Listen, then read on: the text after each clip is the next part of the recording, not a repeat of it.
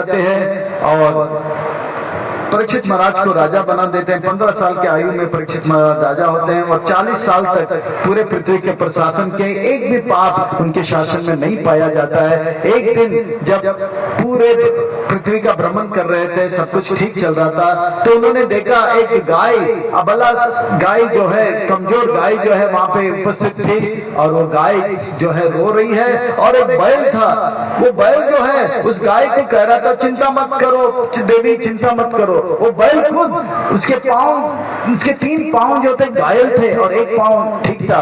एक बहुत ही खतरनाक छोटा सा कद में और लंबे लंबे तार जैसे बाल, लाल लाल आंख और रंग बहुत ही काला सा, वो हाथ में लकड़ी लेके वो जो एक पांव था उसको तोड़ रहा था, मार रहा था। परीक्षित महाराज इस दृश्य को दूर से देखे और तुरंत तलवार लेके आए और उस व्यक्ति का सर धड़ से अलग करने वाले थे। वो व्यक्ति ने कहा राजन आप मुझे मार नहीं सकते हो, मेरा समय आ गया है, मेरा अपॉइंटमेंट लेटर। उन्होंने मोबाइल में अपना क्या है अपॉइंटमेंट लेटर बता दिया।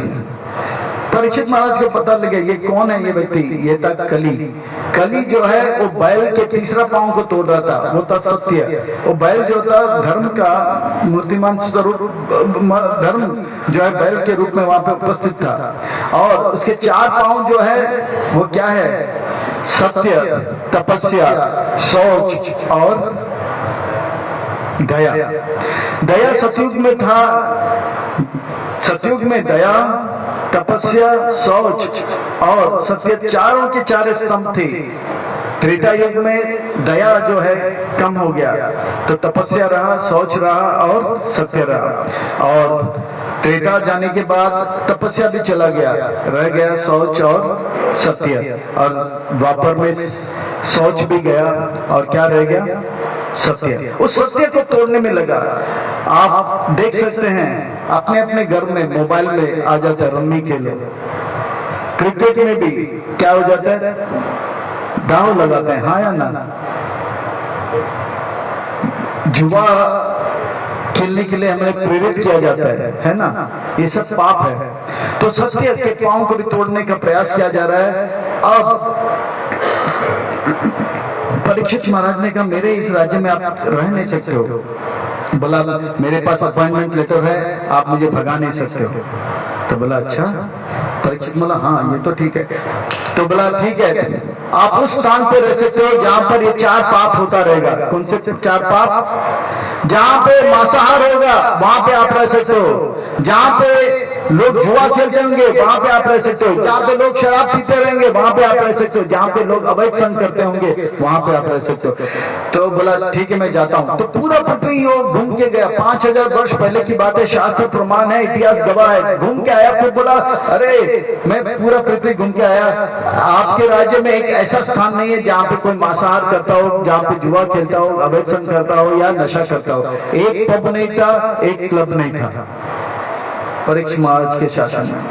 राम राज्य युधिष्ठिर महाराज, परीक्षित महाराज का जब वर्णन आता तो राम राज्य जैसा था। बोला एक क्लब नहीं, एक पब नहीं। बोला ठीक। बोला फिर भी मुझे रहने का स्थान मिलना चाहिए। तब परीक्षित महाराज ने कहा ठीक है ठीक है, रह सकते हो, रह सकते हो। बड़े ध्यान से सुनिए, अब 2 मिनट लूंगा। मैं जान रहा हूं कि समय हो गया, फिर भी ये छोटा सा प्रसंग पर महत्वपूर्ण प्रसंग है, बड़े ध्यान से सुनिए। बोलता ठीक है आप रहिए, आप उस स्थान पर रह सकते हो, आपको मैं रहने के लिए स्थान दूंगा। आप उस स्थान पर रह सकते हो जहां पे ये 4 पाप होता, जहां पे सोना है, जहां पे सोना है वहीं पे आप रह सकते हो।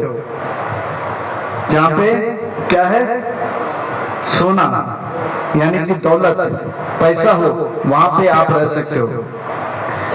तो कली जो है बहुत खुश हो गया, आपका मुझे परमिशन मिल गया, जहां पे दौलत होगा वहां पे आप रह सकते हो। और कली जाते जाते राजा को प्रणाम नहीं किया, जाते जाते हंसने लगा। और परीक्षित महाराज को भी मालूम था वो क्यों हंस रहा है, और परीक्षित महाराज जानबूझ के इसको बख्श दिए। क्योंकि परीक्षित महाराज के मानो कलियुग दोष निधि राजन, कलयुग जो है पाप से भरा होगा, जहां देखो वहां पे पाप। आप कुछ वेजिटेरियन खाने के लिए जाओगे, खाने में पाप, मिलावट होगा। आप पोटैटो का चिप्स खाने जाओगे एकादशी के दिन, ध्यान नहीं दोगे तो पता लगेगा जिस तेल में इसको फ्राई किया था वो तेल जो है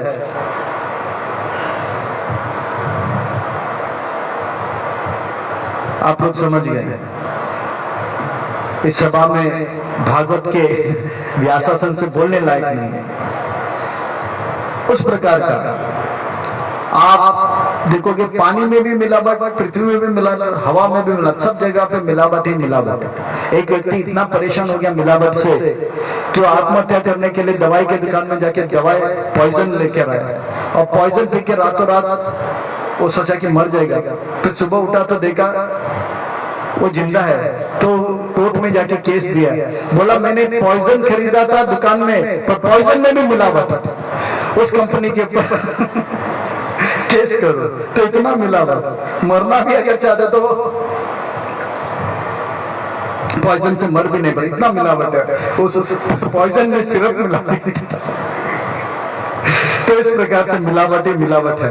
तो कले दोष निधि राजन अस्ति, एक महान गुण है, एक महान गुण है इस कलयुग में। अगर कोई भी व्यक्ति भगवान का अगर नाम ले लेगा तो वो इस संसार का सबसे बुद्धिमान व्यक्ति बन जाएगा। कले दोष निधि राजन अस्ति, एक महान गुण, कीर्तन एवं कृष्ण से मुक्त संग परम रजे, वो मुक्त हो जाएगा इस संसार के दुख से। हरे कृष्ण कृष्ण कृष्ण हरे हरे, हरे राम।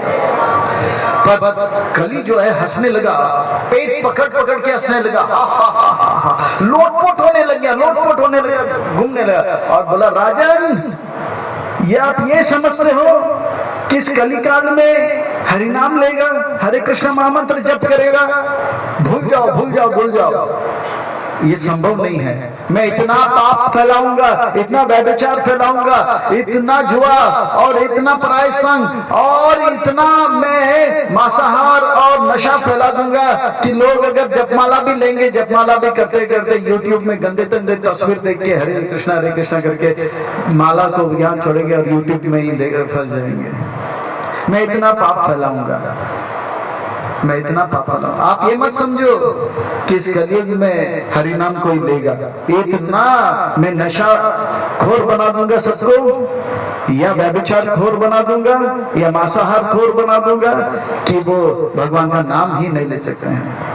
पर धन्य है श्रील प्रभुपाद जी, धन्य है श्रील प्रभुपाद जी का यह संस्था अंतर्राष्ट्रीय कृष्ण भावना भविष्य संघ, जो कि इस कलिकाल में चारों ओर से पाप फैला हुआ है और पाप से बचाते हुए ऐसे ऐसे कली कलमत से युक्त जीव को हरिनाम से जोड़कर उन्हें धीरे धीरे चारों पाप से मुक्त करा रहे हैं। धन्य हो श्रील प्रभुपाद जी, धन्य हो इस्कॉन। हरे कृष्णा कृष्ण कृष्ण हरे हरे, हरे राम इस कली काल में अगर भगवान का अगर कोई नाम ले रहा है, थोड़ा ध्यान से भी ले रहा है, तो वास्तव में प्रभुपाद जी को यश हो जाता है, प्रभुपाद जी को यश हो जाता है। इस विषय पर कल मैं थोड़ा और चर्चा करूंगा। एक और बात आपको बताना चाहता हूँ, तो कली को कहाँ पे स्थान मिला? जहाँ पे सोना है, जहाँ पे धन है। तो आप लोग अपने धन को फेंक दो, भगवान की सेवा में लगा दो, नहीं तो कली जो है, तो कली उस धन में, उस सोना में लगेगा। जो सोना या जो धन ये चार पाप से कमाया जाता है। कोई मांसाहार या दूसरे जीव को कष्ट देकर धन संग्रह करता है, उसके घर में, उसके जीवन में कलह आ जाता है। पैसा तो जरूर आएगा, पर वो पैसा के साथ साथ इतना कलह होगा, इतना कलह होगा, उसके घर में रोज लड़ाई झगड़ा, रोज मारपीट। दूसरा, अगर कोई शराब पीकर, क्लब वगैरह चलाकर अपना घर में पैसा लाता है, वो पैसा, काला पैसा जो है, उसके घर में जब आएगा तो उसके घर और उसके घर के सदस्य में झगड़ा बहुत होगा, कलह बहुत बढ़ेगा। तीसरा, जो लोग व्यभिचार के द्वारा धन संग्रह करते हैं, तो ऐसा पैसा जब घर में आएगा, उस घर में झगड़ा ही झगड़ा होगा, फाइटिंग ही फाइटिंग होगा, डिशुम डिशुम। फिर बोले यार मेरे घर में डिशुम डिशुम क्यों हो रहा है? तो पैसा कली का वहां पे स्थान है, या वो जगह जहाँ पे जुआ खेलकर पैसा इकट्ठा किया होता है, भाई भाई में, बहन बहन में, माँ बच्चे में, बच्चे माँ में, पति पत्नी में, झगड़ा ही झगड़ा, कल वहां पे आ जाएगा, कलयुग आ जाएगा। तो ये जो काला पैसा है, जो 4 प्रकार के धंधा से, पाप से मिलता है, वो पैसा को कभी अपने साथ नहीं रखना चाहिए, क्योंकि वो पैसा आएगा, कुछ समय के लिए रहेगा, और जो कुछ भी हमारे पास है वो सबको लेकर चला जाएगा। जैसे रावण ने सीता को लंका पे लाया, कुछ समय सीता लंका में रहे, सीता जब गए तो रावण का सब कुछ लंका भी चला गया और उसका सब कुछ जो था वो भी लेकर गया। इसी प्रकार से हाल उनका बेहाल हो जाएगा। इसी प्रकार अगर किसी के पास अगर काला धन है, यानी कि 4 प्रकार के पाप से उन्होंने ये धन संग्रह किया है, वो धन शीघ्र अतिशीघ्र किसी प्रकार के संकोच निसंकोच होकर तुरंत जगन्नाथ जी के चरणों में लगा देना चाहिए।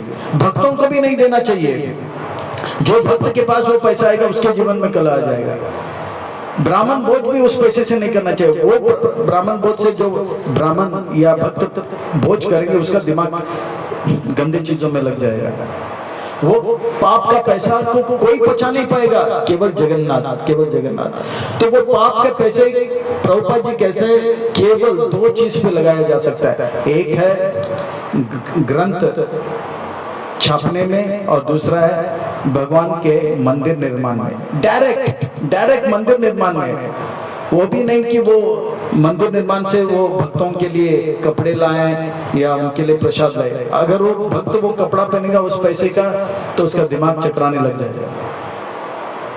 भक्त लोग पचा नहीं पाएंगे, इतना पाप माया रहेगा, कलर रहेगा। वो पैसा सीधा ग्रंथ छापने में, आजकल मैराथन चल रहा है, बुक्स मैराथन में पैसा दे दो सीधा, और वो सीधा बीबीटी में जाएगा, ग्रंथ छपेगा। तो आप लोग के पास जो है बहुत धन है, आप सब अच्छे हैं, तो वो धन अपने पास रखे। पर आपके जानकार में बहुत लोग हैं जिनके पास काला धन है। तुरंत मेरे बातों को रिकॉर्ड करो, इसको वायरल करो। वो काला धन उनके घर में रहेगा, उनका अनित करेगा, उनका हित कीजिए। वो काला धन को तुरंत जगन्नाथ जी के चरणों में लगाइए। वो काला धन को सीधा हमें दीजिए, हम इसे इस्तेमाल नहीं करेंगे, हम सीधा बीबीटी को देंगे ग्रंथ छापने के लिए और मंदिर निर्माण करने के लिए। और इस प्रकार से वो उनका हित हो जाएगा और उनका काला धन सफेद धन हो जाएगा, उनका पाप जो है नष्ट हो जाएगा और वो सही सलामत रहेगा। नहीं तो कलह जो है उनके सर पे, उनके जीवन में मंडराने लगेगी। हरे कृष्णा कृष्णा कृष्णा हरे हरे, हरे राम राम राम हरे हरे। तो ये सूचना जो है भागवत के माध्यम से सबको दिया जा रहा है। इसे वायरल कीजिए, सबको बता दीजिए ताकि उनके जीवन का कलह दूर हो जाए। केवल 2 चीज पर यह धन लगेगा, वो क्या है? ग्रंथ छापने में और मंदिर निर्माण में डायरेक्टली। और ये काला धन अपने पास बिल्कुल मत रखिए, तुरंत इसे इस्तेमाल किए, इसे भगवान की सेवा में लगा दीजिए। और इस प्रकार से जो है परीक्षित महाराज ने बख्श दिया कली को।